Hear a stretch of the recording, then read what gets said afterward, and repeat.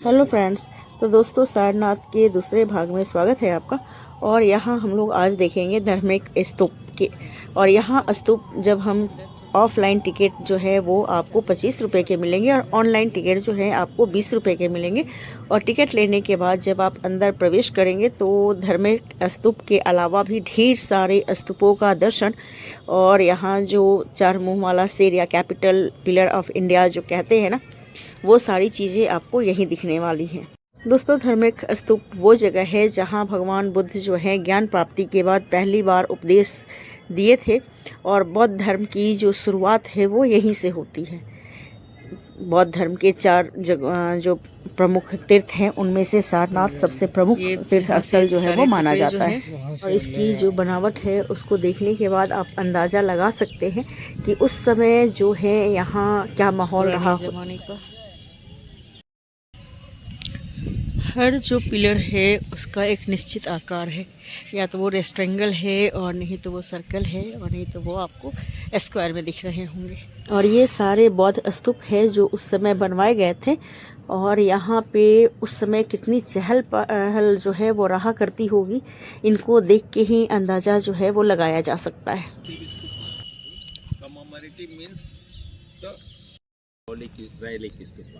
Votive stupa is offered by devotees.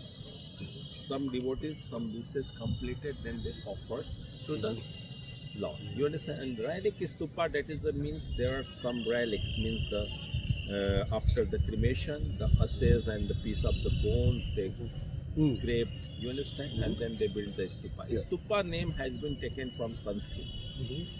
Stup means covered, nothing inside. That is a solid cylindrical tower. You understand? Nothing inside. But at first this is founded by the Ashoka. That is the 3rd century BC. That old. Built by the bread bricks.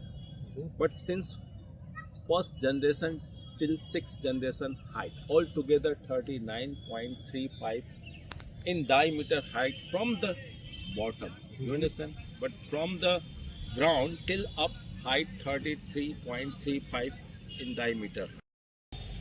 Around there are 8 niches. In the niches there are Buddha sculpture in the preaching. और इस पूरे प्रांगण की जो रख रखाव है वो बहुत ही अच्छे से करी गई है। हर चीज़ आपको यहाँ पे बहुत ही साफ़ सुथरी मिलेगी। यहाँ पे खाना जो है वो किसी भी तरीके का पैकेट बंद खाना लेकर जाना बिल्कुल अलाउड नहीं है। आप पानी की बोतल रख सकते हैं लेकिन खाना बिल्कुल नहीं। और इस तरीके से सारी पगडंडियों पे चलते हुए आप अपने आप को कहीं महाराजाधिराज जो है वो समझने लगेंगे। अर्धवृत्ताकार ये टर्नल है, ये टर्नल है ना? हाँ, ये टर्नल है। और ये जो है चैतन्य अर्धवृत्ताकार चैत्यगृह, यहाँ पे घर कुछ तो हुआ होगा। इस तरीके से स्टेयर ऊपर की ओर। कुल मिला के आप कह सकते हैं कि बहुत ही सुंदर सी जगह, बहुत ही सुंदर सी, बहुत ही शांति का अनुभव। और इस तरीके के जो पुरातत्व वाली चीज़ें मिलती हैं देखने को, तो वो अपने आप में बहुत ही खूबसूरत लगती है ना। ये चिड़ियाघर का गेट है, यहाँ से चिड़ियाघर जाते हैं। यहाँ सुंदर से बांस इस तरीके से और इस तरीके से बैठने के लिए आपको बहुत ही जगह इस तरीके की चीज़, हर जगह आपको तरह तरह की जो है स्ट्रक्चर बनी हुई दिखेंगी। तो यहाँ पे गाइड जो होते हैं बहुत ही अच्छे से गाइड करके और आपको बता देते हैं। इन सब जगहों पे अगर आप जाएं तो गाइड को ज़रूर साथ लेके जाएं, ताकि आपको हर चीज़ जो है बिल्कुल अच्छे तरीके से समझ में आ पाए। टाइम लिखा हुआ है। यहाँ पे ढेर सारी चीज़ें जो मुझे पत्थर दिख रहे थे, और यहाँ पे इनकी जो है सब में कुछ न कुछ खुदाई किए हुए या कुछ न कुछ लिखा हुआ ही मुझे लग रहा था कि ये उस ज़माने की लिपि होगी जो यहाँ पे लिखी गई है। इन पत्थरों पे उकेरे गए हर एक जो है नक्काशी। ये मार्ग हुआ करता होगा धर्म चक्र का, ये धर्म चक्र जो है ये। और इस समय हम एक ऊंचाई वाली जगह पे है, और यहाँ से जो यहाँ नीचे के स्तूप जो हैं कुछ इस तरीके के दिख रहे हैं। तो मैंने पहले ही बताया कि हर इस जो स्तूप है उसका एक निश्चित आकार जो है यहाँ पे आपको दिखने वाला है। काफ़ी मात्रा में लोग जो हैं यहाँ दर्शन करने आते हैं। और जिन देशों में बौद्ध धर्म जो है वो प्रमुखता से स्थापित है, वहाँ के लोग तो यहाँ बहुत ही ज़्यादा, जैसे श्रीलंका, कंबोडिया, जापान, यहाँ के लोग यहाँ पे आपको बहुत ही ज़्यादा दिखने वाले। जगह जगह जो है यहाँ पे लेख लगाए गए हैं ये बताने के लिए कि ये क्या है और इनका क्या महत्व रहा करता था।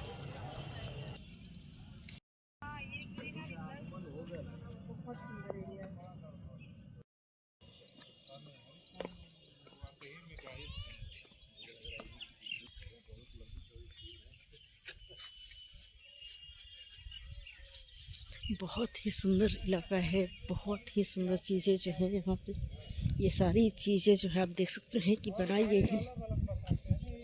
ये कितने सुंदर से छोटी छोटी जो है ये स्तूप बनी हुई है। ये पूरे इलाके में, मैंने कहा था ना कि कहीं रेक्टेंगल है, कहीं गोल है, कहीं इस तरीके के आकार के हैं। आपको पूरे में ऐसे ही चीज़ें जो है वो देखने को मिलने वाली हैं।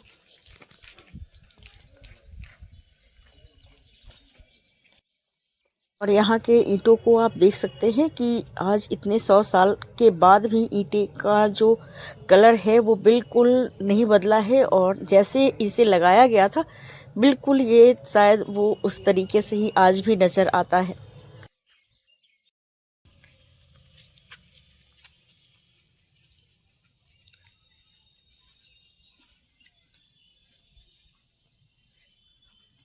और इस समय जहाँ हम पहुँचे हैं वो हमारे लिए बहुत ही सम्मानीय स्थल माना जाता है, क्योंकि यहीं से अशोक स्तंभ, 4 मुंह वाला शेर, जो हमारा राष्ट्रीय प्रतीक है, उसको लिया गया है।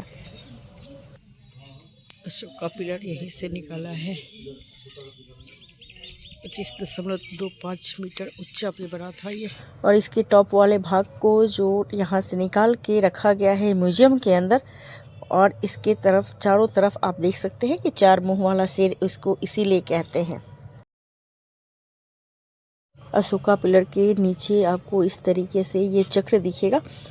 तो ये शीर्ष खंड जो चक्र है यहाँ पे लिखा हुआ है, और बिल्कुल वही चीज़ यहाँ है जो आज हमारे झंडे के बीच में मौजूद है। तो इस तरीके से हर चीज़ के बारे में बहुत ही अच्छे से जानकारी जो है यहाँ दी गई है।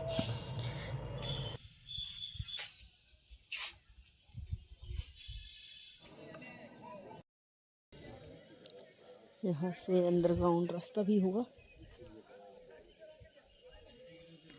और इस प्रांगण के अंदर अगर आप अच्छे से घूमते हैं उसके बाद आपको ये नज़ारे भी दिखने वाले हैं। यहाँ आपको रेंडियर मिलेंगे बहुत सारे, और ये कुछ ऐसे आ जाते हैं पास में। अगर आपके पास थोड़ी सी पत्तियाँ हों तो देखिए कितने पास में ये आ जाते हैं। और बच्चों के लिए रेंडियर के साथ थोड़ी देर खेलना बहुत अच्छा रहा, क्योंकि इधर से पत्तियों को जब लटकाया गया तो वो बहुत ही अच्छे से पास में आके और खा रहे थे। और बिल्कुल ढेर सारे जो यहाँ पे बच्चे और बड़े हर तरह के रेंडियर जो थे मौजूद थे। और इस इतनी भीड़ भाड़ वाले इलाका में इतना खुला सा जगह में इन लोगों को बहुत ही अच्छे से रखा गया था। मेरे पे भी सींग है टाइटल में। और रेंडियर जो है वो तो हिरण की ही एक प्रजाति होती है, और बिल्कुल उन्हीं की तरह ये उछाले भी भरता है, बहुत तेज दौड़ता है ये। तुम अच्छे बच्चे हो।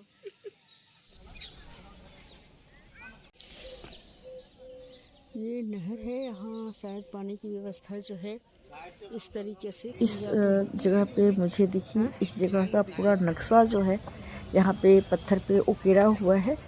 तो आप देख सकते हैं हल्की सी बारिश हुई है तो बिल्कुल हर चीज़ जो है बिल्कुल साफ़ सुथरी धुली हुई सी दिख रही है।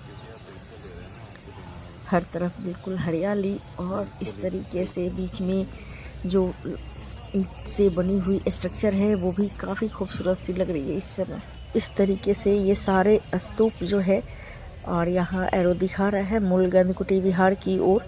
यहाँ छोटे छोटे जगहों पे जो है हर तरह के अलग अलग कुटी विहार जो हैं वो बने हुए थे। हर कुटी विहार के ऊपर जो है वो नाम लिखा हुआ था।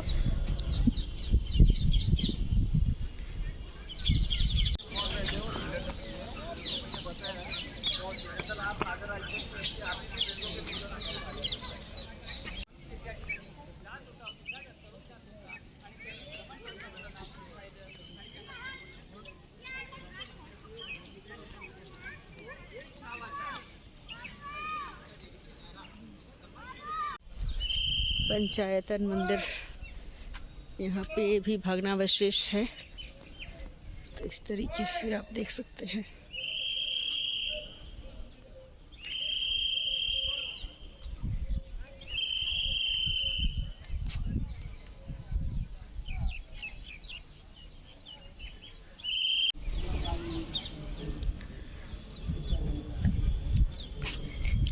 मूलगंध कुटी संभवतः भगवान बुद्ध के ध्यान साधना स्थल पर निर्मित एक विशाल मंदिर का भग्नावशेष है। वेंगशांग के अनुसार इसकी ऊंचाई लगभग 61 मीटर थी।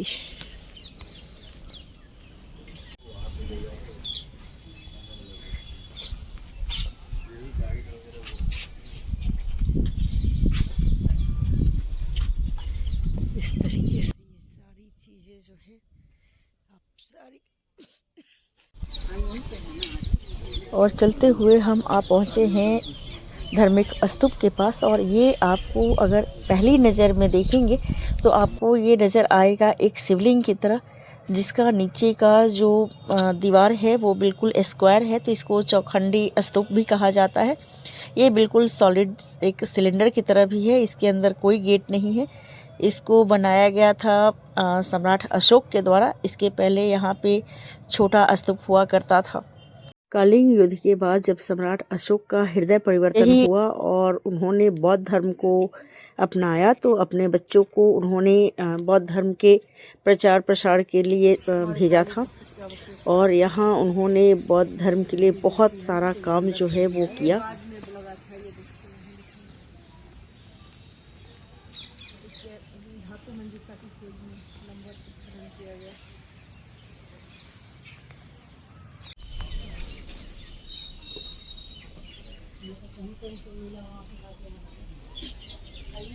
और एक सिमिलर शेप जो है हर जो स्तूप है उसके ऊपर बनी हुई है, चाहे उसका आकार जो भी हो, लेकिन बिल्कुल सिमिलर सा। या मैंने बार बार कहा है कि या तो वो राउंड है, नहीं तो वो स्क्वायर है, या फिर रेक्टेंगल है, लेकिन वो है एक ही तरीके के।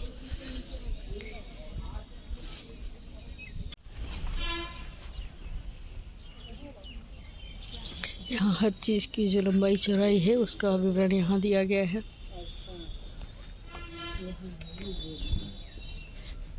बताया ना कि धर्मराज स्तूप के शिखर पे स्थापित थी, ऐसा माना जाता है।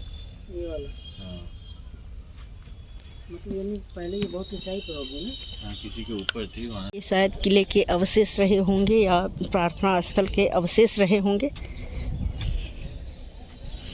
क्योंकि इसमें बुद्ध की अलग अलग मुद्रा की सारी जो फोटो है वो आकृतियाँ जो है वो बनी हुई हैं। जमाने की ये कितनी चौड़ी चौड़ी सी ईंटें थी, आप देख सकते हैं कि एक ईंट की लंबाई चौड़ाई जो है वो किस तरीके से है। कितनी बड़ी बड़ी सी ईंट की लंबाई और चौड़ाई जो है वो आपको यहाँ पे सभी दिख रहे हैं। जहाँ पे जैसे ईंट को एडजस्ट करना हुआ वैसे तोड़ के और एडजस्ट किया गया है, लेकिन ईंट की लंबाई और चौड़ाई जो है वो काफ़ी ज़्यादा आप देख सकते हैं, मोटाई भी। और जैसे हम किनारे की तरफ आते हैं जहाँ से हमें बाहर निकलना है, तो बहुत सारी इस तरीके की जो है पट्टिका लगी हैं, जिनके ऊपर इनसे संबंधित हर चीज़ को बहुत ही अच्छे से लिख के समझाया गया है कि आप यहाँ कैसे क्या देखें पहले। तो आपको ये चीज़ जगह बहुत ही अच्छी लगने वाली है, तो आप यहाँ ज़रूर आएँ।